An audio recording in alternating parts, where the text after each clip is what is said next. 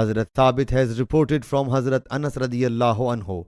Hazrat Zaid bin Haritha radiyallahu anhu visited the Prophet sallallahu alaihi wasallam in order to launch a complaint. The Prophet sallallahu alaihi wasallam thereupon said, "Fear Allah Jalla Jalaluhu and retain your wife."